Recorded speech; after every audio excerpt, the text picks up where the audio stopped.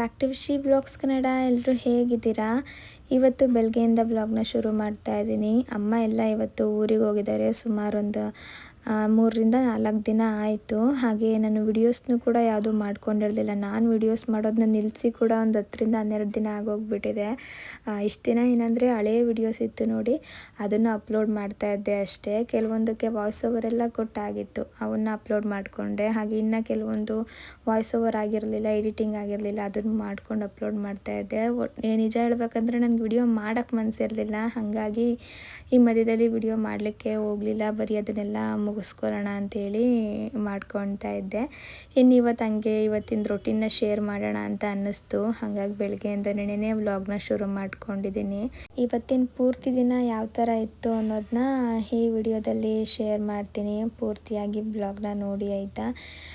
ರಾತ್ರಿ ಏನಂದರೆ ನಾನು ಕಿಚನ್ನ ಕ್ಲೀನ್ ಮಾಡಿ ಮಲಗಿರಲಿಲ್ಲ. ಸಾಮಾನ್ಯವಾಗಿ ಆದಷ್ಟು ರಾತ್ರಿಯೇ ಕಿಚನ್ ಕ್ಲೀನ್ ಮಾಡಿಬಿಟ್ಟು ಮಲ್ಕೊಂಡ್ಬಿಡೋದು ಯಾವಾಗ್ಲೂ. ಅಮ್ಮ ಇದ್ದರೂ ಕೂಡ ಅವರು ಅಷ್ಟೇ ರಾತ್ರಿಯೇ ಎಲ್ಲ ಕ್ಲೀನ್ ಮಾಡಿಬಿಟ್ಟು ಮಲಗಿಬಿಡ್ತಾರೆ. ಇನ್ನು ಅಮ್ಮ ಇಲ್ದಿರೋ ಟೈಮಲ್ಲೂ ಕೂಡ ನಾನು ಸ್ವಲ್ಪ ಫ್ರೀ ಮಾಡಿಕೊಂಡು ಇದನ್ನೆಲ್ಲ ಮುಗಿಸ್ಕೊಂಡೇ ಮಲಗ್ತಾ ಇದ್ದೆ. ಆದರೆ ನಿನ್ನೆ ರಾತ್ರಿ ಏನಾಯ್ತಂದರೆ ಅಪ್ಪು ಬರೋದು ಸ್ವಲ್ಪ ಲೇಟ್ ಆಯಿತು. ಅವ್ರು ಸುಮಾರು ಒಂದು 11 ಗಂಟೆ ಅನ್ನಂಗೇನೋ ಅವರು ಮನೆಗೆ ಬಂದಿದ್ದು. ನಾನು ಅಡುಗೆ ಮಾಡಿಕೊಂಡು ಊಟ ಎಲ್ಲ ಮುಗಿಸಿ ಪಾತ್ರೆನೆಲ್ಲ ಕ್ಲೀನ್ ಮಾಡಿಕೊಂಡೆ. ಅಷ್ಟರಲ್ಲಿ ಜಾನು ಎದ್ಬಿಟ್ರು. ಇನ್ನು ಅವ್ರ ಜೊತೆ ಸಮಯ ಕಳಿಬೇಕಲ್ವ, ಹಾಗಾಗಿ ನೋಡ್ಕೊಂಡು ಕುತ್ಕೊಂಡ್ಬಿಟ್ನ. ಇನ್ನು ಅಪ್ಪು ಬಂದು ಊಟ ಮುಗಿಸ್ಕೊಂಡ್ರು ಅಷ್ಟೇ. ನನಗೆ ಅಡುಗೆ ಮನೆಗೆ ಹೋಗೋದೇ ಮರ್ತೋಗ್ಬಿಡ್ತು. ಹಾಗಾಗಿ ಏನೂ ಕೂಡ ಕ್ಲೀನ್ ಆಗಿರಲಿಲ್ಲ. ಕಾಳನ್ನೆಲ್ಲ ಸುಲಿದಿಟ್ಟಿರೋದೆಲ್ಲ ಹಾಗೆ ಇದೆ, ಮುಚ್ಚೂ ಇರಲಿಲ್ಲ ಕೂಡ.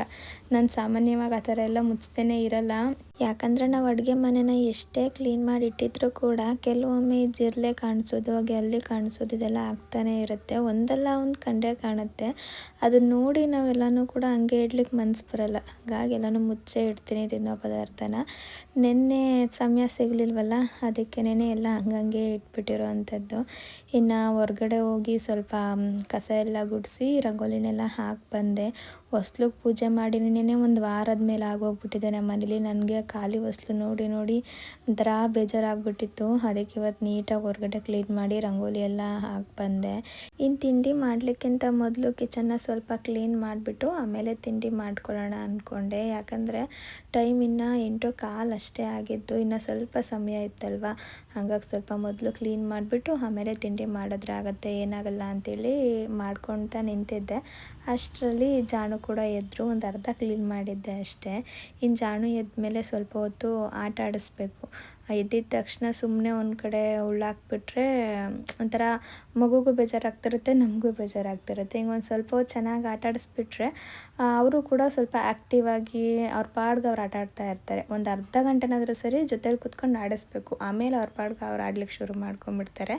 ನಾನೇನು ಅಂದ್ಕೊಂಡೆ ಅಂದರೆ ಒಂದು ಅರ್ಧ ಗಂಟೆ ಚೆನ್ನಾಗಿ ಆಡಿಸ್ಬಿಡೋಣ, ಮತ್ತೆ ಹೆಂಗಿದ್ರು ಅವರು ಮಲಗ್ತಾರೆ ಬೆಳಗ್ಗೆ ಹೊತ್ತು. ನಾನಿವಾಗ ಹೆಂಗೆ ರೂಢಿ ಮಾಡಿದ್ದೀನಿ ಅಂದರೆ ಒಂದು 6:15ಗೆ ಎಚ್ಚರ ಆಗಿಬಿಡ್ತಾರಲ್ವ, ಅವಾಗ ಫೀಡ್ ಮಾಡಿಸ್ಬಿಟ್ಟು ಮತ್ತೆ ಮಲಗಿಸ್ಬಿಡ್ತೀನಿ ಒಂದು 9:30ವರೆಗೂ. ಈ ಮಧ್ಯದಲ್ಲಿ ಏನಾದರೂ ಎದ್ದರೆ ಒಂಚೂರು ಹಿಂಗೆ ಆಡಿಸ್ಬಿಟ್ಟು ಮತ್ತೆ ಮಲಗಿಸೋದು. ಲಾಸ್ಟ್ ಟೈಮ್ ನಾನು ಹೇಳಿದ್ನಲ್ವ ಈ ಥರ ರೂಢಿ ಮಾಡ್ತಾಯಿದ್ದೀನಿ ಅಂತ. 1-2 ದಿನ ಟ್ರೈ ಮಾಡಿದೆ ಈ ಥರ, ಆಮೇಲೆ ರೂಢಿ ಆಗಿಬಿಟ್ರು. ಇನ್ನು ಜಾಣಗೆ ಅಂತೇಳಿ ಈ ಥರದ್ದೊಂದೇನೋ ತಂದು ಕೊಟ್ಟಿದ್ದಾರೆ ನೋಡಿ. ಇದಕ್ಕೆ ಸಪ್ರೇಟಾಗಿ ಮ್ಯಾಟೆಲ್ಲ ಇತ್ತು. ಆರಾಮಾಗಿ ಕಾಲಲ್ಲಿ ಹಿಂಗೆ ಒದಿತಿರ್ಬೇಕಾದ್ರೆ ಮ್ಯೂಸಿಕ್ ಬರ್ತಿರುತ್ತೆ. ಆ ಮ್ಯೂಸಿಕ್ ಕೇಳಿಕೊಂಡು ಅದನ್ನು ಆಡ್ತಿರೋದೆಲ್ಲ ನೋಡಿಕೊಂಡು ಸ್ವಲ್ಪ ಹೊತ್ತು ಆಟ ಆಡ್ತಾ ಇರ್ತಾರೆ. ಆ ಮ್ಯಾಟ್ ಮೇಲೆ ಮಲಗ್ತಾ ಇರಲಿಲ್ಲ, ಏನೋ ಒಂಥರ ಇಷ್ಟ ಆಗ್ತಿರಲಿಲ್ಲ ಅನಿಸುತ್ತೆ. ಅದಕ್ಕೆ ನಾನು ಬೆಡ್ಗೆ ಇದನ್ನ ಈ ಥರ ಹಾಕಿಬಿಟ್ಟು ಸ್ವಲ್ಪ ಹೊತ್ತು ಆಡಿಸ್ತಾ ಕುತ್ಕೊಂಡಿದ್ದೀನಿ. ಸ್ವಲ್ಪ ಹೊತ್ತೇನು ಸ್ವಲ್ಪ ಜಾಸ್ತಿನೇ ಆಡಿದ್ರು ಇವತ್ತು. ಆಮೇಲೆ ನಿದ್ದೆ ಬಂತು ಅಂತ ಅನಿಸುತ್ತೆ, ಗೊತ್ತಾಯ್ತು ನನಗೆ. ಸರಿ ಅಂದ್ಬಿಟ್ಟು ಮಲಗಿಸ್ದೆ. ಜಾನು ಕೂಡ ಮಲ್ಕೊಂಡಿದ್ದಾರೆ. ಅವ್ರು ಎದ್ದೋಳೋ ಅಷ್ಟರಲ್ಲಿ ನಾನು ತಿಂಡಿನ ರೆಡಿ ಮಾಡ್ಕೊಂಡಿರಬೇಕು. ಈ ಥರ ಟೈಮ್ ಇಲ್ಲಪ್ಪ ಅಂತ ಅಂದಾಗ ನಾನು ಪಟ್ಟಂತ ಮಾಡ್ಕೊಳ್ಳೋ ಅಂಥದ್ದೇ ಮಾಲ್ಟು. ಯಾಕಂದರೆ ಇದು ಹೆಲ್ದಿಯಾಗೂ ಇರುತ್ತೆ, ಹಾಗೆ ಬೇಗ ಕೂಡ ಆಗುತ್ತೆ. ಸಮಯ ಇಲ್ದಿರುವಾಗ ಮಾತ್ರ ಮಾಡ್ಕೊಳ್ಬೇಕು ಅಂತ ಏನಿಲ್ಲ. ಈಗ ಸುಮಾರು ಜನಕ್ಕೆ ಬಾಡಿ ಪೇನು, ನೀ ಪೇನು, ಹಾಗೆ ಗ್ಯಾಸ್ಟ್ರಿಕ್ ಸಮಸ್ಯೆ, ರಾತ್ರಿ ಪೂರ್ತಿ ನಿದ್ದೆ ಬರದೇ ಇರುವಂಥದ್ದು, ಇನ್ನು ಬೆಳಗ್ಗೆ ಬ್ರೇಕ್ಫಾಸ್ಟ್ ಮಾಡಿದರೂ ಕೂಡ ಕೆಲವೊಮ್ಮೆ ಸುಸ್ತಾಗ್ತಾ ಇರುತ್ತೆ, ಬಾಡಿ ಶಕ್ತಿನೇ ಇಲ್ವೇನೋ ಅಂತ ಅನ್ನಿಸ್ತಾ ಇರುತ್ತೆ. ಅವರೆಲ್ಲ ಆರಾಮಾಗಿ ಬೆಳಗ್ಗೆ ಇದೊಂದು ಗ್ಲಾಸ್ ಮಾಲ್ಟ್ ಮಾಡ್ಕೊಂಡು ಕುಡಿದ್ಬಿಟ್ರೆ ದಿನ ಪೂರ್ತಿ ಆಕ್ಟಿವ್ ಆಗಿರ್ಬೋದು. ಹಾಗೆ ಈ ತೊಂದರೆಗಳೆಲ್ಲ ಬೇಗನೆ ಕಡಿಮೆ ಆಗ್ತಾ ಬಂದ್ಬಿಡುತ್ತೆ. ಜೊತೆಗೆ ಡಯಟ್ ಪ್ಲಾನ್ ಅವ್ರು ವೆಯ್ಟ್ ಲಾಸ್ ಮಾಡಬೇಕು ಅನ್ನೋರ್ಗಂತೂ ಇದು ಬೆಳಗಿನ ಬೆಸ್ಟ್ ಬ್ರೇಕ್ಫಾಸ್ಟ್ ಅಂತಲೇ ಹೇಳ್ತೀನಿ. ಇದನ್ನು ಮಾಡ್ಕೊಳ್ಳೋದು ಕೂಡ ತುಂಬಾ ಸುಲಭ. ಒಂದು 5 ನಿಮಿಷ ಟೈಮ್ ಇದ್ದರೆ ಸಾಕು. ಒಂದು ಪಾತ್ರೆಗೆ ಜಾರಿಗೆ ಒಂದು ಲೋಟ ನೀರನ್ನ ಹಾಕಿಬಿಟ್ಟು ಒಂದೆರಡು ಸ್ಪೂನ್ ಮಿಲೆಕ್ಸ್ ಚೂರ್ಣಮ್ನ ಇದಕ್ಕೆ ಸೇರಿಸ್ಕೊಂಡು ರುಚಿಗೆ ಎಷ್ಟು ಬೇಕೋ ಅಷ್ಟು ಉಪ್ಪು ಹಾಕ್ಬಿಟ್ಟು ಲಮ್ಸ್ ಇಲ್ದಂಗೆ ಚೆನ್ನಾಗಿ ಮಿಕ್ಸ್ ಮಾಡ್ಕೊಳ್ಬೇಕು. ಬರೀ ಒಂದು ಕುದಿ ಬಂದರೆ ಸಾಕು, ಇದು ರೆಡಿನೇ ಆಗೋಗ್ಬಿಡುತ್ತೆ. ಬೇಕಿದ್ರೆ ನಾವು ಹಾಲಲ್ಲಿ ಕೂಡ ಮಾಡ್ಕೊಳ್ಬೋದು, ನಾನಿವತ್ತು ನೀರು ಹಾಕಿ ಮಾಡ್ಕೊಳ್ತಾ ಇದ್ದೀನಿ. ಇನ್ನು ಇದನ್ನು ತಗೊಳ್ಳಿಕ್ಕೆ ನಾವು ಯಾವುದೇ ಥರ ಭಯ ಪಡೋ ಅಗತ್ಯ ಇಲ್ಲ, ಯಾಕಂದರೆ ಮಿಲೆಕ್ಸ್ ಚೂರ್ಣಮ್ 100% ನ್ಯಾಚುರಲ್ ಆರ್ಗ್ಯಾನಿಕ್ ಆ್ಯಂಡ್ ಹೆಲ್ದಿ ಮಿಲೆಟ್ಸ್ನ ಯೂಸ್ ಮಾಡಿರ್ತಾರೆ. ಇದರಲ್ಲಿ 9 ಸಿರಿಧಾನ್ಯ, ಕೆಂಪಕ್ಕಿ, ಹೆಸರುಬೇಳೆ, ಮಸೂರ್ ದಾಲ್, ಬಾದಾಮಿ, ಪಿಸ್ತಾ ಈ ಥರ ಸುಮಾರಷ್ಟು ಡ್ರೈ ಫ್ರೂಟ್ಸು, ಚಿಯಾ ಮಕರ ಥರ ಸೀಡ್ಸು ಎಲ್ಲನೂ ಹಾಕಿ ಇದನ್ನು ರೆಡಿ ಮಾಡಿದ್ದಾರೆ. ಜೊತೆಗೆ ಇದರಲ್ಲೊಂದು ಸಪ್ರೇಟ್ ಆಗಿ ಆರೋಗ್ಯಾಮೃತ ಚೂರ್ಣಮ್ನ ಕೊಟ್ಟಿರ್ತಾರೆ. ನೀವು ಇಲ್ಲಿ ನೋಡ್ತಿದ್ದೀರಲ್ಲ, ಇದೇ ಆ ಪ್ಯಾಕೆಟು. ನಾವು ಮಿಲೆಕ್ಸ್ ಮಾಡುವಾಗ ಸ್ವಲ್ಪ ಇದನ್ನು ಹಾಕಿ ಮಾಡೋದ್ರಿಂದ ಕೆಮ್ಮು, ಶೀತ, ಜ್ವರ ಈ ಥರ ಆರೋಗ್ಯ ಸಮಸ್ಯೆ ಬರದೇ ಇರೋ ಥರ ಆದಷ್ಟು ನಮ್ಮನ್ನು ಕಾಪಾಡುತ್ತೆ.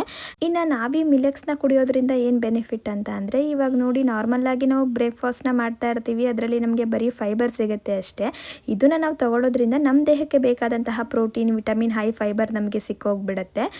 ಅಷ್ಟು ಮಾತ್ರ ಅಲ್ಲ, ನಾವು ಇದನ್ನು ಪ್ರತಿದಿನ ಕುಡಿಯೋದ್ರಿಂದ ಇಮ್ಯುನಿಟಿ ಬೂಸ್ಟ್ ಮಾಡೋದ್ರ ಜೊತೆಗೆ ನಾವು ದಿನಪೂರ್ತಿ ಆ್ಯಕ್ಟಿವ್ ಆಗಿರೋದಕ್ಕೂ ಕೂಡ ತುಂಬಾ ಹೆಲ್ಪ್ ಮಾಡುತ್ತೆ. ಇನ್ನು ಈ ಪ್ರಾಡಕ್ಟ್ ನಮಗೆ ಬೇಕು ಅನ್ನೋಂಗಿದ್ರೆ ಸ್ಕ್ರೀನ್ ಮೇಲೆ ನಾನು ಕಾಂಟ್ಯಾಕ್ಟ್ ನಂಬರ್ನ ಕೊಟ್ಟಿರ್ತೀನಿ, ವಾಟ್ಸಪ್ ಮಾಡೋದ್ರ ಮೂಲಕ ನೀವು ಆರ್ಡ್ರ್ ಮಾಡ್ಕೊಳ್ಬೋದು. ಇನ್ನಿಬ್ರಿಗೂ ಸೇರಿಸಿನೇ ಮಾಲ್ಟ್ನ ರೆಡಿ ಮಾಡಿದ್ದೆ. ನಾನು ತಿನ್ಕೊಂಡ್ಬಿಟ್ಟು ಈಗ ಅವ್ರನ್ನ ಕಳ್ಸೋಣ ಅಂತೇಳಿ ಬನ್ನ ಅಷ್ಟರಲ್ಲಿ ನೋಡಿ ಮತ್ತೆ ಸ್ವಲ್ಪ ಹೊತ್ತೆದ್ದು ಆಟ ಆಡಿ ಮತ್ತೆ ಮಲಗ್ತಾ ಇದ್ದಾರೆ. ಕೋಳಿ ಮರಿ ನಿದ್ದೆ.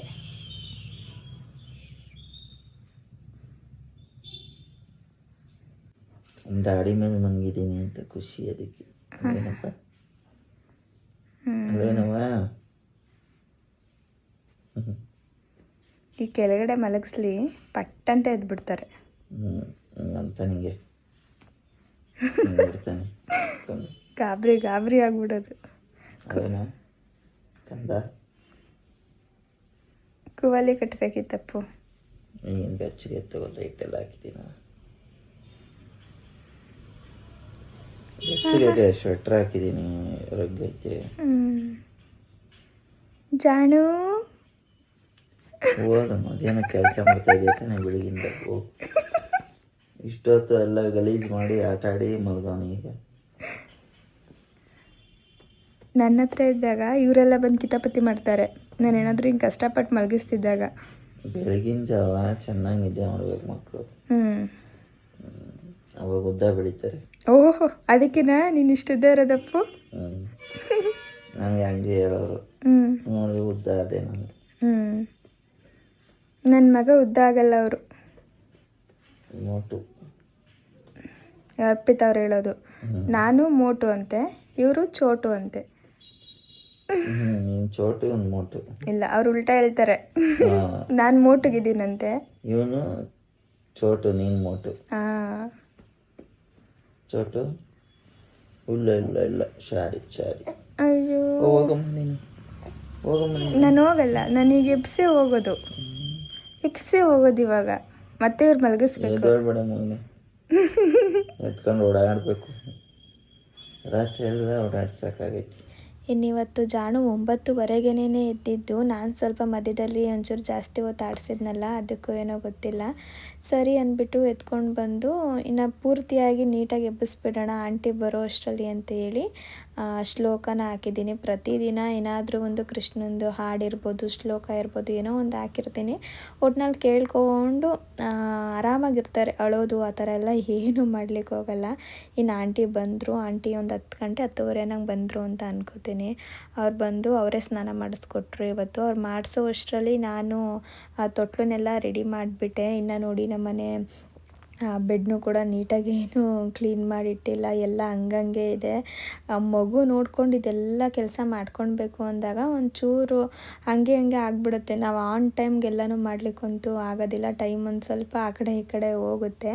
ಇನ್ನು ಆಂಟಿ ಸರಿ ನೀನು ಬೇರೆ ಕೆಲಸ ಇದ್ದರೆ ಮಾಡ್ಕೊ ಹೋಗು, ನಾನು ಸ್ವಲ್ಪ ತೂಗ್ಬಿಟ್ಟು ಮಲಗಿಸ್ಬಿಡ್ತೀನಿ ಅಂತೇಳಿ ಅವರು ಮಲಗಿಸ್ತಿದ್ರ. ನಾನು ಅಷ್ಟರಲ್ಲಿ ಈ ಕಡೆ ಬಂದು ಸ್ವಲ್ಪ ಬಟ್ಟೆ ಎಲ್ಲ ಇತ್ತು ಜಾಣೋದು, ಅದನ್ನೆಲ್ಲ ಮಷಿನ್ಗೆ ಹಾಕ್ತಾಯಿದ್ದೀನಿ. ಇವಾಗ ಏನಂತ ಅಂದರೆ, ಈಗ ಏನೇ ಕೆಲಸ ಇದ್ದರೂ ಕೂಡ ಜಾಣು ಮಲಗಿ ಎದ್ದೊಳ್ಳೋ ಅಷ್ಟರಲ್ಲಿ ನಾನು ಎಲ್ಲ ಕೆಲಸ ಮಾಡಿ ಮುಗಿಸ್ಕೊಂಡು ಬಿಡಬೇಕು. ಅವ್ರು ಎದ್ಮೇಲಂತೂ ಯಾವುದೇ ಕೆಲಸ ಮಾಡ್ಕೊಳ್ಲಿಕ್ಕೆ ಆಗೋದೇ ಇಲ್ಲ. ಒಂದು ಕ್ಷಣ ಅವ್ರು ನೋಡಬೇಕು, ಒಂದು ಕ್ಷಣ ಕೆಲಸ ಮಾಡಬೇಕು, ಈ ಥರ ಆಗೋಗ್ಬಿಡುತ್ತೆ. ಇನ್ನು ಮೊದಲೇನು ಗೊತ್ತಾ, ಅಮ್ಮ ಅವಾಗೆಲ್ಲ ಊರಿಗೆ ಹೋಗ್ತಿದ್ರಲ್ಲ 1 ದಿನ 2 ದಿನ, ಆವಾಗ ಅರ್ಪಿತವ್ರು ತಿಂಡಿ ಕಳಿಸ್ತಿದ್ರು, ಇಲ್ಲ ಆಂಟಿ ಮನೆ ಕಳಿಸ್ತಾಯಿದ್ರು. ಅಡುಗೆ ಮಾಡೋದೇನು ಅಷ್ಟಾಗಿ ಕೆಲಸ ಇರ್ತಿರ್ಲಿಲ್ಲ, ಹಾಗಾಗಿ ಹೆಂಗೋ ನೋಡ್ಕೊಂಡು ಬಿಡ್ತಾಯಿದ್ದು. ಅದಲ್ಲದೆ ಜಾಣ ಕೂಡ ಸ್ವಲ್ಪ ಜಾಸ್ತಿ ನಿದ್ದೆ ಮಾಡ್ತಾಯಿದ್ರು ಆ ಟೈಮಲ್ಲಿ. ಇವಾಗ ಹೆಂಗೆ ಅಂದರೆ ನಿದ್ದೆ ಸ್ವಲ್ಪ ಕಮ್ಮಿ, 3 ತಿಂಗಳು ಆಗ್ತಾ ಬಂತಲ್ವ, ಹಾಗಾಗಿ ಹಗಲೊತ್ತಿನಲ್ಲೆಲ್ಲ ಸ್ವಲ್ಪ ಚೆನ್ನಾಗಿ ಆಡ್ತಾರೆ, ನಾವು ಆಡಿಸ್ತಾ ಇರಬೇಕು. ನಿದ್ದೆನೂ ಮಾಡ್ತಾರೆ, ಆದರೆ ಆಟ ಜಾಸ್ತಿ ಇರುತ್ತೆ. ಆದಷ್ಟು ಸಮಯ ಅವ್ರ ಜೊತೆನೇ ಕಳೀತಾ ಇರಬೇಕು. ಈ ಮಧ್ಯದಲ್ಲಿ ಕೆಲಸನೂ ಕೂಡ ಮಾಡ್ಕೊಳ್ಬೇಕಲ್ವ, ಅದಕ್ಕೆ ಈ ಥರ ಬ್ಯಾಲೆನ್ಸ್ ಮಾಡ್ಕೊಳ್ಳೋಣ ಅಂತೇಳಿ ಎಲ್ಲನೂ ಟ್ರೈ ಮಾಡ್ತಾಯಿದ್ದೀನಿ. ಅಮ್ಮ ಮೊನ್ನೆ ಹೋದ್ರಲ್ಲ ಮೊದಲನೇ ದಿನ, ಅವಾಗ ಒಂದು ಸ್ವಲ್ಪ ಕಷ್ಟ ಆಗ್ಬಿಡ್ತು ನನಗೆ. ಏನು ಮಾಡಬೇಕು ಏನು ಬಿಡಬೇಕು ಒಂದು ಗೊತ್ತಾಗ್ತಿರ್ಲಿಲ್ಲ. ಆಮೇಲೆ 2ನೇ ದಿನ 3ನೇ ದಿನಕ್ಕೆ ನಾನೇ ಸ್ವಲ್ಪ ಅಡ್ಜಸ್ಟ್ ಆಗಿಬಿಟ್ಟೆ. ಇನ್ನು ಮಷಿನ್ಗೆ ಬಟ್ಟೆ ಎಲ್ಲನೂ ಹಾಕ್ತಾ ಇದ್ನಲ್ವ, ಅದೇನೋ ಒಂದು ಸ್ವಲ್ಪ ಲಾಕ್ ಆಗಿರೋ ಥರ ಏನೋ ಆಗಿತ್ತು. ಅದಕ್ಕೆ ಅಪ್ಪು ಸ್ವಲ್ಪ ಬಂದು ರೆಡಿ ಎಲ್ಲ ಮಾಡಿಕೊಟ್ಬಿಟ್ಟು ಹೋದರು. ಇನ್ನು ಗಿಡಗಳಿಗೂ ಕೂಡ ನೀರು ಹಾಕಿರಲಿಲ್ಲ, ಎಲ್ಲ ಒಣಗೋಗಿರೋ ಥರ ಆಗೋಗ್ಬಿಟ್ಟಿದ್ದು. ಮೊದಲು ಗಿಡಕ್ಕೆಲ್ಲ ನೀರು ಹಾಕ್ಬಿಡೋಣ, ಆಮೇಲೆ ಬೇರೆ ಕೆಲಸ ಮಾಡಿದ್ರಾಯ್ತು ಅಂತೇಳಿ ನೀರು ಹಾಕೋಣ ಅಂತ ಬಂದೆ. ನೋಡಿ ಗುಲಾಬಿ ಗಿಡ ಎಲ್ಲ ಒಂಚೂರು ಚಿಗುರಿದೆ, ಹಾಗೆ ಮಣ್ಣು ನೋಡಿ ಎಷ್ಟೊಂದು ಡ್ರೈ ಆಗಿಬಿಟ್ಟಿದೆ ಅಂತ. ಗಿಡಗಳನ್ನ ಇಡೋದೆಲ್ಲ ಮುಖ್ಯ, ನಿಜ ಹೇಳಬೇಕು ಅಂದರೆ ಅದನ್ನು ನೋಡ್ಕೊಳ್ಳಿಕ್ಕೆ ಸಮಯ ಇಲ್ಲ ಅಂದರೆ ಇಡಲಿಕ್ಕೆ ಹೋಗಬಾರ್ದು. ನನಗಂತೂ ತುಂಬ ಬೇಜಾರಾಯ್ತು ಇವತ್ತು. ದಾಸವಾಳದ ಗಿಡ ಒಂಚೂರು ಒಣಗಿರೋ ಥರನೇ ಆಗೋಗ್ಬಿಟ್ಟಿದೆ. ಅಯ್ಯೋ 3 ದಿನದಿಂದ ನೀರು ಹಾಕ್ತೇನೆ ಹಿಂಗೆ ಮಾಡಿಬಿಟ್ನಲ್ಲ ಅಂತ. ಆಮೇಲೆ ಮೊದಲು ನೀರೆಲ್ಲನೂ ಹಾಕಿ ಹೊರಗಡೆ ಎಲ್ಲ ಕೆಲಸ ಮುಗಿಸ್ಕೊಂಡು ಇವಾಗ ಕ್ಲೀನ್ ಮಾಡ್ಕೊಂಬಿಡೋಣ ಅಂತೇಳಿ ಮನೆಯೆಲ್ಲ ಕ್ಲೀನ್ ಮಾಡಲಿಕ್ಕೆ ಶುರು ಮಾಡಿಕೊಂಡೆ. ನಮ್ಮ ಮನೇಲಿ ಏನಂದರೆ ಸಾಮಾನ್ಯವಾಗಿ ಆದಷ್ಟು ಹಾಲಲ್ಲಿ ವಿಂಡೋ ಇದೆಯಲ್ವ, ಅದನ್ನು ಕ್ಲೋಸ್ ಮಾಡೇ ಇಟ್ಟಿರ್ತೀನಿ. ಯಾಕಂದರೆ ಜಾಣನ ಜಾಸ್ತಿ ನಾವು ಇಲ್ಲೇ ಕರ್ಕೊಂಡು ಬಂದು ಆಡಿಸೋವಂಥದ್ದು. ರೂಮಲ್ಲಿರೋದು ತೀರಾ ಕಡಿಮೆ, ಮಲಗೋ ಸಮಯಕ್ಕೆ ಇಲ್ಲಾಂದರೆ ಈ ಬಟ್ಟೆ ಎಲ್ಲ ಹಾಕುವಾಗ ಮಾತ್ರ ರೂಮಲ್ಲಿರಲಿಕ್ಕೆ ಇಷ್ಟಪಡೋದು ಜಾಣು. ಇಲ್ಲಾಂದರೆ ಹಾಲ್ಗೆ ಕರ್ಕೊಂಡು ಬರಬೇಕು. ಬೆಳಕಿರುತ್ತೆ ನೋಡಿ, ಇಲ್ಲಿ ಚೆನ್ನಾಗಿ ಬೆಳಕಿರುತ್ತೆ, ಮತ್ತು ಅಮ್ಮ ಎಲ್ಲ ಆಡಿಸ್ತಾ ಇರ್ತಾರೆ. ಅದು ರೂಢಿಯಾಗಿ ಹೋಗ್ಬಿಟ್ಟಿದೆ ಇಷ್ಟು ದಿನ, ಹಾಗಾಗಿ ಜಾಸ್ತಿ ರೂಮಲ್ಲಿ ಇರಲಿಕ್ಕೆ ಇಷ್ಟಪಡೋದಿಲ್ಲ. ಅದಕ್ಕೆ ನಾನು ಈ ಕಿಟಕಿನೆಲ್ಲ ಆದಷ್ಟು ಕ್ಲೋಸ್ ಮಾಡಿ ಇಟ್ಬಿಡ್ತೀನಿ, ಧೂಳೆಲ್ಲ ಜಾಸ್ತಿ ಬರಬಾರ್ದು ಅಂತ. ನಮ್ಮ ಮನೆ ಬಂದು ರೋಡ್ ಸೈಡ್ ಇರೋದ್ರಿಂದ ತುಂಬ ಅಂದರೆ ತುಂಬ ವೆಹಿಕಲ್ಸ್ ಓಡಾಡ್ತಾ ಇರ್ತವೆ. ಅದರಲ್ಲೂ ಕೂಡ ಇದು ಸೂರ್ಯನ ಬಾಗಿಲು ಮನೆ ಆಯಿತಾ, ನೇರವಾಗಿ ಧೂಳು ಮತ್ತು ಬೆಳಕು ಎಲ್ಲ ಒಟ್ಟಿಗೆ ಬರುತ್ತೆ. ಬೆಳಕು ಬರುತ್ತೆ ಅದಂತೂ ಖುಷಿನೇ, ಆದರೆ ಧೂಳು ಜಾಸ್ತಿ ಬರ್ತಿರುತ್ತಲ್ವ, ಸುಮ್ಮನೆ ಏನಾದರೂ ಇನ್ಫೆಕ್ಷನ್ ಏನಾದರೂ ಆದರೆ ಅಂತೇಳಿ ಈ ಕಿಟಕಿನ ಆದಷ್ಟು ಕರ್ಟನಿಂದ ಕ್ಲೋಸ್ ಮಾಡಿ ಇಟ್ಬಿಡ್ತೀನಿ. ಯಾವಾಗಲೂ ಕೂಡ ಅಷ್ಟೇ, ಓಪನೇ ಮಾಡಿಲ್ಲ ನಿಜ ಹೇಳಬೇಕು ಅಂದರೆ. ಆ ಕಡೆ ಅಡುಗೆ ಮನೇಲಿ ಮತ್ತು ಡೈನಿಂಗ್ ಹಾಲಲ್ಲಿ ಆ ಕಿಟಕಿಗಳೆಲ್ಲ ಇದ್ದಾವಲ್ಲ, ಅದನ್ನೆಲ್ಲ ಸಾಧ್ಯ ಆದಷ್ಟು ತೆಗೆದೇ ಇಡ್ತೀವಿ. ಮಧ್ಯಾಹ್ನ ಟೈಮ್ ಮಾತ್ರ ಕ್ಲೋಸ್ ಮಾಡೋವಂಥದ್ದು, ಬೆಳಗ್ಗೆ ಎಲ್ಲ ತೆಗೆದಿರ್ತೀನಿ, ತಣ್ಣ ಗಾಳಿ ಬೀಸ್ತಾ ಇರುತ್ತೆ ಅಂತ. ಹೀಗೆ ಧೂಳು ಹಂಗಾಗಿ ಇಲ್ಲಿ ಸ್ವಲ್ಪ ಕಡಿಮೆ. ತುಂಬ ಡೀಪ್ ಕ್ಲೀನ್ ಮಾಡಬೇಕು ಆ ಥರ ಎಲ್ಲ ಏನೂ ಇಲ್ಲ, ಒಂದು ತಿಂಗಳಿಗೊಮ್ಮೆ ಡೀಪ್ ಕ್ಲೀನ್ ಮಾಡಿಕೊಂಡ್ರೂ ಕೂಡ ಆಗುತ್ತೆ. ಹಾಗಾಗಿ ನಾನು ಸ್ವಲ್ಪ ಹಂಗೇನೇ ನೀಟಾಗಿ ಎಲ್ಲನೂ ಒದ್ರು ಬಿಟ್ಟು ಎಲ್ಲನೂ ಕ್ಲೀನ್ ಮಾಡಿ, ಮ್ಯಾಟ್ ಎಲ್ಲನೂ ಬೆಳಗ್ಗೆ ಹಾಸಿದ್ನಲ್ವ ಅದನ್ನೆಲ್ಲ ತೆಗೆದು ಮಡಚಿಡ್ತಾ ಇದ್ದೀನಿ. ನನಗಿದಂತೂ ತುಂಬಾ ಇಷ್ಟ ಆಗಿಬಿಟ್ಟಿದೆ. ಆರಾಮಾಗಿ ಜಾಣನ ಇದರಲ್ಲಿ ಹಾಕ್ಕೊಂಡು ಆಟ ಆಡಿಸ್ಬೋದು ಗೊತ್ತಾ. ಒಂಚೂರು ಏನಾದರೂ ಗಲೀಜಾದರೂ ಕೂಡ ಅಷ್ಟೇ, ಕ್ಲೀನ್ ಮಾಡ್ಕೊಳ್ಳಿಕ್ಕೂ ತುಂಬ ಅಂದರೆ ತುಂಬಾ ಸುಲಭ. ಒಂದು ಸ್ವಲ್ಪ ನೀರಿಗೆ ಹಾಕಿ ವಾಶ್ ಮಾಡಿ ಒಣಾಕ್ಬಿಟ್ರೆ ಆಯಿತು, 10 ನಿಮಿಷಕ್ಕೆಲ್ಲ ಡ್ರೈ ಆಗಿಬಿಡುತ್ತೆ. ಅದೊಂಥರ ಪ್ಲಾಸ್ಟಿಕ್ ಥರ ಇದೆ. ಒಂದು 700 ರೂಪಾಯಿ ಏನೋ ಅದಕ್ಕೆ ನಾನು ಪೇ ಮಾಡಿದ್ದು. 700 ರೂಪಾಯಿಗಿಂತ ಜಾಸ್ತಿನೇ ವರ್ತ್ ಅಂತ ಅನ್ನಿಸ್ಬಿಡ್ತು ನನಗೆ. ಆ ಲಿಂಕ್ನ ಬೇಕಿದ್ರೆ ನಾನು ಡಿಸ್ಕ್ರಿಪ್ಷನಲ್ಲಿ ಕೊಟ್ಟಿರ್ತೀನಿ, ಚೆಕ್ ಮಾಡಿ ನೋಡಿ. ಇನ್ನು ಎಲ್ಲನೂ ಕ್ಲೀನ್ ಮಾಡಿದ್ದಾದಮೇಲೆ ನೆಲ ಎಲ್ಲನೂ ಒರೆಸ್ಬಿಡೋಣ ಅಂತೇಳಿ ಒಂದು ಕಡೆಯಿಂದ ನೀಟಾಗಿ ಒರೆಸ್ಕೊಂಡು ಬಂದು ಮ್ಯಾಟ್ ಎಲ್ಲನೂ ಹಾಕಿ ಟೀಪ ಎಲ್ಲನೂ ಇಟ್ಟು ಕೆಲಸ ಮುಗಿಸ್ಕೊಂಡ್ಬಿಟ್ಟೆ. ಸುಮಾರು ಇಷ್ಟು ಕ್ಲೀನ್ ಮಾಡಲಿಕ್ಕೆ ಇವತ್ತು ಬರೀ 20-25 ನಿಮಿಷ ತೊಗೊಂಡಿದ್ದೀನಿ ಅಷ್ಟೇ. ಪಟ ಅಂತ ಎಲ್ಲನೂ ಮಾಡ್ಕೊಂಡು ಬಂದಿತ್ತು. ಇಡೀ ಮನೆಯೇ ಕ್ಲೀನ್ ಮಾಡಿಬಿಟ್ಟೆ ಈ ಟೈಮಲ್ಲಿ. ಮೊದಲೆಲ್ಲ ಹೆಂಗೆ ನೋಡಿ, ಸಾಮಾನ್ಯವಾಗಿ ಈ ಥರ ಕ್ಲೀನಿಂಗ್ ಕೆಲಸ ಎಲ್ಲ ಮಾಡಬೇಕಂದ್ರೆ ನಿಧಾನಕ್ಕೆ ಮಾಡ್ಕೊಳೋ ಅಂಥದ್ದು, 1 ಅವರು 1.5 ಅವರ್ ಈ ಥರ ಮಾಡ್ತಾ ಇರ್ತೀವಿ. ಮಗು ಬಂದಮೇಲೆ ಎಲ್ಲ ಚೇಂಜ್ ಆಗಿಬಿಡುತ್ತೆ. ಎದ್ದೋಳೋ ಅಷ್ಟರಲ್ಲಿ ಎಲ್ಲ ಕೆಲಸ ಮುಗಿಸ್ಬಿಡೋಣ ಅಂಥೇಳಿ ಒಂದು ಕ್ಷಣ ಕೂರ್ಲಿಕ್ಕೆ ಹೋಗಲ್ಲ. ಪಟ ಪಟ ಅಂತ ಎಲ್ಲ ಮುಗಿಸ್ಕೊಂಡು ಬಿಡ್ತೀವಿ. ಇವತ್ತು ನಾನು ಹಂಗೇನೇ ಮಾಡಿದ್ದು. ಇನ್ನು ಎಲ್ಲ ಕೆಲಸ ಮುಗಿಸಿ ದೇವ್ರ ಮನೆಯೂ ಕೂಡ ಸ್ವಚ್ಛ ಮಾಡಿ ಹೊಸ್ಲು ತೊಳಿತಾ ಕೂತಿದ್ನ. ಪೂಜೆನ ಬೇಗ ಮುಗಿಸ್ಕೊಂಡ್ಬಿಡೋಣ, ಆಮೇಲೆ ಅಡುಗೆ ಮಾಡಿದ್ರಾಯ್ತು ಅಂತ. ಆದರೆ ಅಷ್ಟರಲ್ಲಿ ಜಾಣು ಎದ್ಬಿಟ್ರು. ನಾನು ಸ್ವಲ್ಪ ತೊಟ್ಲನ್ನು ತೂಗಿ ಮಲಗಿಸ್ಲಿಕ್ಕೆ ಟ್ರೈ ಮಾಡಿದೆ. ಆದರೆ ಎಷ್ಟೇ ಟ್ರೈ ಮಾಡಿದ್ರು ಕೂಡ ಮಲಗಲಿಲ್ಲ. ಗೊತ್ತಾಯಿತು ನನಗೆ, ಓ ಇನ್ನು ಇವ್ರು ಮಲಗಲ್ಲ ಅಂತ. ಸರಿ ಅಂದ್ಬಿಟ್ಟು ಇವಾಗ ಆಟಾಡ್ಸೋಣ ಅಂತೇಳಿ ಅಲ್ಲಿ ಮಲಗಿಸ್ಬಿಟ್ಟು ನಾನು ಈ ಕಡೆ ಪೂಜೆಗೆಲ್ಲ ಮಾಡ್ಕೊಳ್ತಾ ಇದ್ದೀನಿ. ಇಲ್ಲೇ ಇರ್ತೀನಲ್ವಾ, ನೋಡ್ಕೊಳ್ತಾ ಇರ್ತೀನಿ. ಅಡುಗೆ ಮನೆಗೆ ಹೋದರೆ ಮಾತ್ರ ನನಗೆ ಸ್ವಲ್ಪ ಭಯ ಆಗ್ತಾ ಇರುತ್ತೆ. ಹಾಲಲ್ಲಿದ್ದರೆ ಏನಂತ ಭಯ ಇರಲ್ಲ. ಅಲ್ಲೇ ಕೆಲಸ ಮಾಡಿಕೊಂಡು ಹಂಗೆ ಜಾಣನು ಕೂಡ ನೋಡ್ಕೊಳ್ತಾ ಇರ್ಬೋದು. ಇನ್ನು ಜಾಣು ಎದ್ದಿದ್ರು ಯಾಕೆ ಇವತ್ತು ಇಷ್ಟೊಂದು ಪೂಜೆ ಎಲ್ಲ ಮಾಡ್ತಾ ಇದ್ದೀನಿ ಅಂದರೆ, ಆಗಲೇ ಹೇಳೋದ್ನೆಲ್ಲ ಬಾಗಿಲು ತೊಳೆದೆ ಸುಮಾರು ಒಂದು ವಾರದ ಮೇಲೆ ಆಗಿಬಿಟ್ಟಿದೆ ಅಂತ. ಹಾಗೆ ದೇವ್ರ ಮನೇಲಿ ದೀಪ ಹಚ್ಚಿನೂ ಕೂಡ ಅಷ್ಟೇ ದಿನ ಆಗೋಗಿತ್ತು. ನಾನು ದೀಪ ಹಚ್ಚಿಲ್ಲ ಅಂದರೆ ಅಮ್ಮನಾದ್ರೂ ದೀಪ ಹಚ್ಬಿಡ್ತಾಯಿದ್ರು. ಆದರೆ ಅಮ್ಮನಿಗೂ ಕೂಡ ತುಂಬಾ ಬೇಜಾರಾಗ್ಬಿಟ್ಟಿದೆ. ಹಾಗಾಗಿ ಅವರು ಕೂಡ ಪೂಜೆ ಏನೂ ಮಾಡ್ತಿರ್ಲಿಲ್ಲ. ನೀವು ಕಳಸ ನೋಡ್ಬೋದು ಹೆಂಗಾಗಿದೆ ಅಂತ, ಕಪ್ಪಗಾಗ್ಬಿಟ್ಟಿದೆ. ಏನೋ ಎಷ್ಟೋ ವರ್ಷದಿಂದ ಪೂಜೆನೇ ಮಾಡಿಲ್ವೇನೋ ಮನೇಲಿ ಏನೋ ಥರ ಆಗೋಗ್ಬಿಟ್ಟಿತ್ತು. ಇನ್ನು ಗಿಡಗಳು ಅಷ್ಟೇ ಬಾಡ್ದಂಗೆ ಆಗೋಗ್ಬಿಟ್ಟಿದ್ವ. ಹಾಗಾಗಿ ಇವತ್ತು ಮನಸ್ಸು ತಡಿಲೇ ಇಲ್ಲ ಪೂಜೆ ಮುಗಿಸ್ಬಿಡೋಣ ಅಂತೇಳಿ ಕೂತ್ಕೊಂಡ್ಬಿಟ್ಟೆ. ಇನ್ನು ನಿಮಗೆ ತಮ್ಲೈನ್ ನೋಡಿನೇ ಗೊತ್ತಾಗಿರುತ್ತೆ ಏನು ಅಂತ ಹೇಳಿ. ಹತ್ತತ್ರ ಒಂದು 3 ತಿಂಗಳಾಯಿತು ಆಯಿತಾ. ನಾವಂತೂ ಯಾವಾಗಲೂ ಈ ಸಾವಿನ ಸುದ್ದಿ ಕೇಳಿ ತುಂಬಾ ಮನಸ್ಸಿಗೆ ಬೇಜಾರಾಗೋಗ್ಬಿಟ್ಟಿದೆ ಎಲ್ರಿಗೂ ಕೂಡ. ಒಂದಾದ್ಮೇಲೊಂದು ಕೇಳ್ತಾನೆ ಇದ್ದೀವಿ. ಒಂದಿನ ಖುಷಿಯಾಗಿ ಎಲ್ಲರೂ ಚೆನ್ನಾಗಿದ್ದೀವಿ ಅಂದರೆ ಇನ್ನೊಂದು ದಿನ ಎಲ್ರಿಗೂ ಬೇಜಾರು. ಅದರಲ್ಲೂ ಅಮ್ಮಂಗೆ ಏನಂದರೆ, ಅಮ್ಮನಿಗೆ 2 ತಂಗಿರು ಆಯಿತಾ. 2 ತಂಗಿ ಮತ್ತು ಒಬ್ಬರು ತಮ್ಮ ಇದ್ದಾರೆ. ಒಟ್ಟು 4 ಜನ ಮಕ್ಕಳು ಅವರು ನಮ್ಮ ಅವ್ವಂಗೆ. 4 ಜನ ಮಕ್ಳಿಗೂ ಕೂಡ ಇಬ್ಬಿಬ್ಬರು ಮಕ್ಕಳಿದ್ದಾರೆ. ಈಗ ನಾನು ನನ್ನ ತಮ್ಮ ಹೆಂಗಿದ್ದೀವಿ ನೋಡಿ, ಅದೇ ಥರ ಎಲ್ರಿಗೂ ಅಕ್ಕ ತಮ್ಮ ಅನ್ನೋ ಥರನೇ ಇರೋ ಅಂಥದ್ದು. ಒಟ್ಟು ನಾವು ನಮ್ಮ ಅವ್ವಂಗೆ 8 ಜನ ಮೊಮ್ಮಕ್ಕಳು. 8 ಜನದಲ್ಲಿ ಇವಾಗ 2 ಇಲ್ಲ. 2 ಕೂಡ ಈ 3 ತಿಂಗಳು ಒಳಗಡೆನೇ ತೀರ್ಕೊಂಡ್ಬಿಟ್ರು. ಮೊದಲು ಅಮ್ಮ ಇದ್ದಾರಲ್ಲ, ಅಮ್ಮನ ಕೊನೆ ತಂಗಿ ಮಗ ಜಾಣು ಹುಟ್ಟೋದು ಇನ್ನೊಂದು 15 ದಿನ ಇದೆ ಅಥವಾ 20 ದಿನ ಇದೆ ಅನ್ನುವಾಗ ತೀರ್ಕೊಂಡಿದ್ದು. ನಾನು ಆವಾಗ ವಿಷಯನ ಎಲ್ಲೂ ಕೂಡ ಹೇಳ್ಕೊಂಡಿರಲಿಲ್ಲ. ಯಾಕಂದರೆ ನಂಗೆ ಹೇಳ್ಕೊಳಕ್ಕೆ ಅಷ್ಟು ಇಷ್ಟ ಇರಲಿಲ್ಲ. ನಾವೇ ಒಂಥರ ಬೇಜಾರಲ್ಲಿದ್ವಾ. ಅದಲ್ಲದೆ ನನಗೆ ಏನಂದರೆ, ನಮ್ಮ ಖುಷಿ ವಿಷಯಗಳನ್ನ ಮಾತ್ರ ಬೇರೆಯವ್ರ ಹತ್ರ ಹಂಚ್ಕೊಡ್ಲಿಕ್ಕೆ ಇಷ್ಟ ಆಗುತ್ತೆ. ನಮ್ಮ ದುಃಖದ ವಿಚಾರಗಳನ್ನೆಲ್ಲ ಹೇಳ್ಕೊಳ್ಳಿಕ್ಕೆ ಅಷ್ಟು ನಂಗೆ ಇಷ್ಟ ಇಲ್ಲ.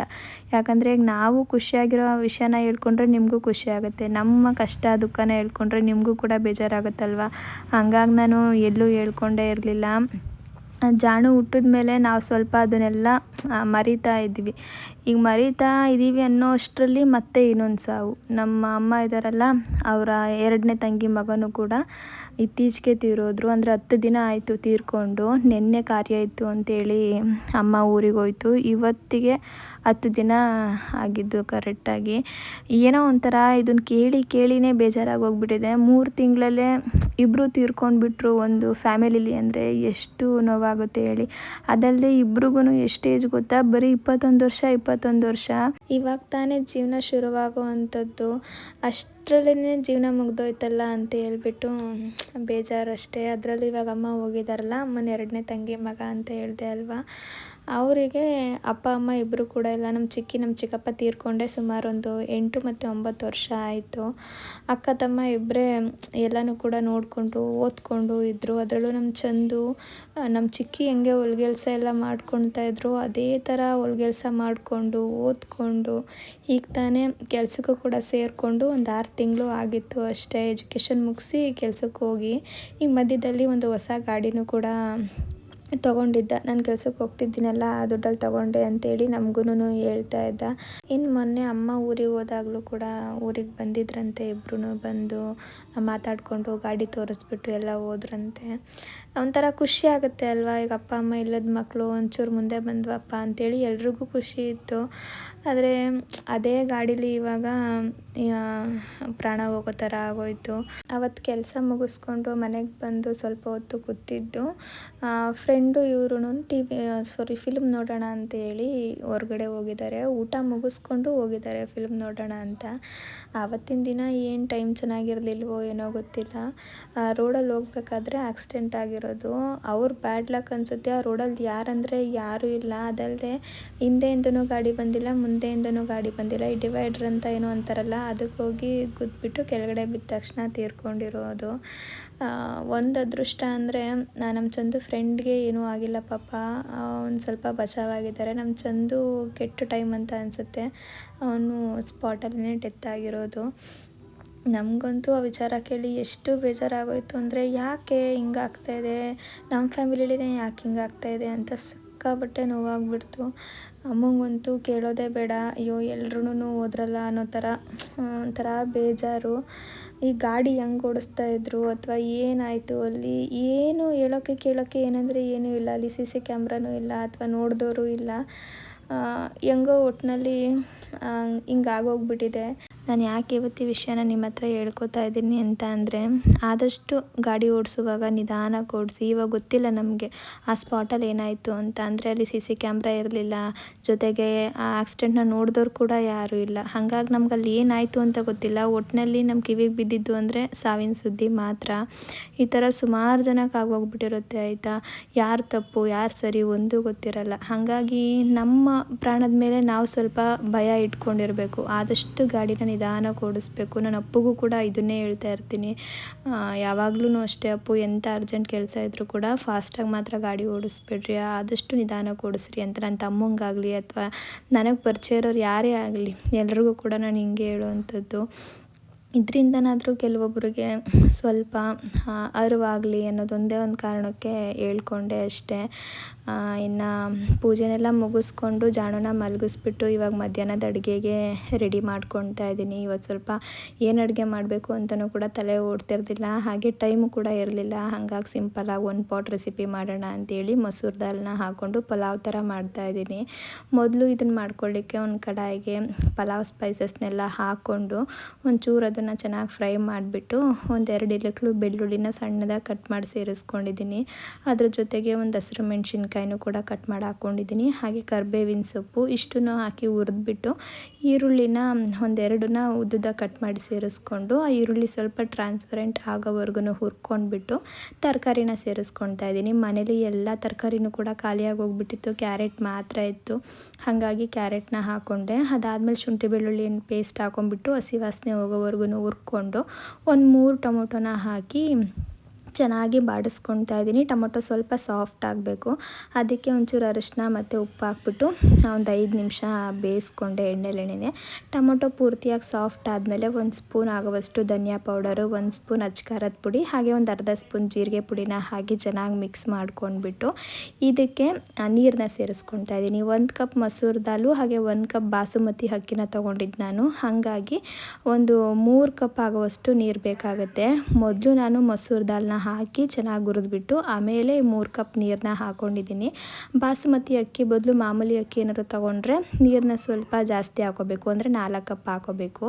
ಇನ್ನು ನಾವು ಮೊಸರು ದಾಲ್ನ ಹಾಕಿರ್ತೀವಲ್ಲ, ಹಾಗಾಗಿ ನೀರು ಹಾಕಿದ್ಮೇಲೆ ಒಂದು 10-15 ನಿಮಿಷ ಚೆನ್ನಾಗಿ ಬೇಯಿಸ್ಕೊಳ್ಬೇಕು, ಇಲ್ಲಾಂದರೆ ಕಾಳು ಬೆಂದಿರಲ್ಲ.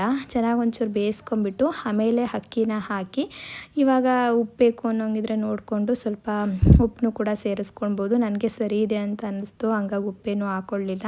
ಒಂದು ಸಲ ಮಿಕ್ಸ್ ಮಾಡಿಬಿಟ್ಟು ಮೇಲ್ಗಡೆ ಸ್ವಲ್ಪ ಕೊತ್ತಂಬರಿ ಸೊಪ್ಪು ಹಾಗೆ ಪುದೀನ ಸೊಪ್ಪು, ಒಂದು ಅರ್ಧ ಸ್ಪೂನ್ ತುಪ್ಪ ಹಾಕಿ 1-2 ವಿಷಲ್ ತೆಗೆಸ್ಕೊಂಡ್ರೆ ಆಯಿತು. ಇದು ರೆಡಿಯಾಗಿ ಹೋಗ್ಬಿಡುತ್ತೆ.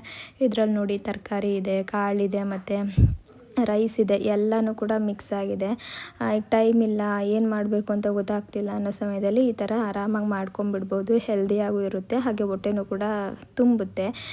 ಇನ್ನು ಅದು ವಿಷಲ್ ಬರೋ ಅಷ್ಟರಲ್ಲಿ ಕಿಚನ್ನ ಕ್ಲೀನ್ ಮಾಡ್ಕೊಂಬಿಡೋಣ, ಮತ್ತೆ ಅಡುಗೆ ಮನೆಗೆ ಬರೋದು ಬೇಡ. ಇನ್ನು ಪೂರ್ತಿ ದಿನ ನನ್ನ ಜನ ಜೊತೆನೇ ಆಟಾಡಬೇಕು. ಇನ್ನು ಮಿಕ್ಕಿದ ಸಮಯದಲ್ಲಿ ಟೈಮೇ ಸರಿ ಹೋಗಲ್ಲ, ಸಿಗೋದೇ ಇಲ್ಲ ನನಗೆ ಹೇಳಬೇಕು ಅಂದರೆ. ಹಾಗಾಗಿ ಪಟ ಅಂತೇಳಿ ಆ ಕೆಲಸ ಎಲ್ಲ ಮುಗಿಸ್ಕೊಂಬಿಟ್ಟೆ. ಅಷ್ಟರಲ್ಲಿ ಅನ್ನ ಕೂಡ ರೆಡಿ ಆಯಿತು. ಇಲ್ಲಿ ನೀವು ನೋಡ್ತಿರ್ಬೋದು ಹೆಂಗೆ ಕಾಣಿಸ್ತಾ ಇದೆ ಅಂತೇಳಿ.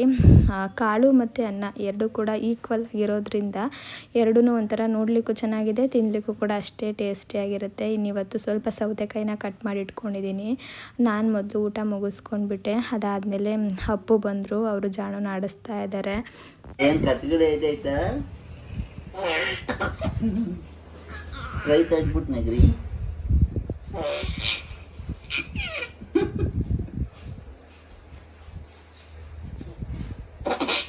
ಕಚ್ಚಗುಳಿ ಆಗ್ತೈತೆ ಮಗ್ನೆ.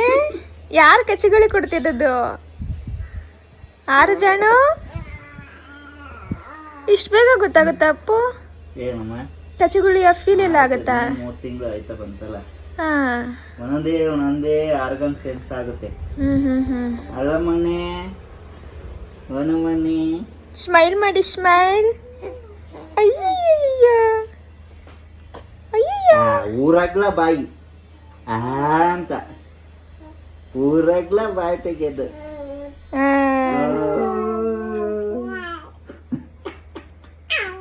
ಏನೋ ಹೇಳ್ಕೊತಾ ಇರೋದು. ವ್ಯಾ ಮಾಡು ಮಗ್ನೆ, ವ್ಯಾ ಮಾಡು.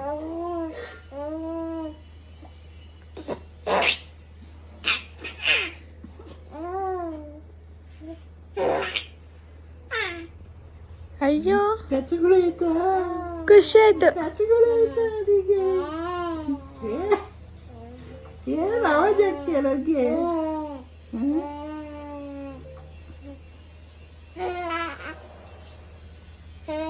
ಸ್ಟಾಪ್ ಆಯ್ತಾ?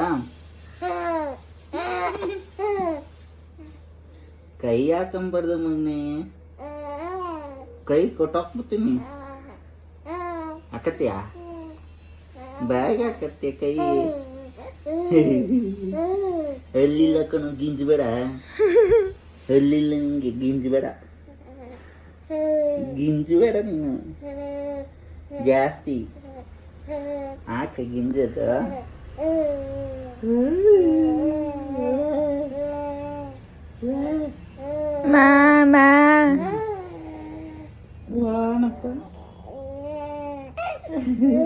ಇವತ್ತೆರಡು ನಿಮಿಷ ಎತ್ಕೊಂಡಿರ್ಲಿಲ್ವಾ ನಾನಿವತ್ತೊಂದು 2 ನಿಮಿಷ ಎತ್ಕೊಂಡಿರ್ಲಿಲ್ವಾ? ಎಷ್ಟು ಜೋರಾಗಳೋದು ಅಂದ್ರೆ ದೇವ್ರ ಮನೇಲಿ ಪೂಜೆ ಮಾಡೋಕ್ಕಾಗ್ಲಿಲ್ಲ, ಅಷ್ಟು ಜೋರಳು. ಹೊಟ್ಟೆ ಹಸ್ಬಿಟ್ಟಿತ್ತಾ? ವಾಡಿತೀನಿ ಬಿಡು ಅಮ್ಮ. ಜೋರಾಗಿ ಕಿರ್ಚೋದು, ಇಡೀ ಮನೆಗೆಲ್ಲ ಕೇಳಿಸೋ ಥರ. ಎಲ್ಲೋ ಬಿಟ್ಟೋಗ್ಬಿಟ್ಟವ್ರು ನನ್ನನ್ನು ಅಂತ. ಟೈಮ್ಗೆ ಊಟ ಹಾಕಿ ಮಮ್ಮಿ ನನಗೆ, ಅವಾಗ ನಾನು ಏನಾದ್ರು ಕೇಳ್ತೀನಾ? ಇಲ್ಲ ಅಲ್ವಾ? ಕೇಳ್ತೀನ ನಾನು ಏನಾದ್ರು? ಟೈಮ್ ಸರಿಯಾಗಿ ಊಟ ಹಾಕಿ ನಂಗೆ ಹೊಟ್ಟೆ ತುಂಬ.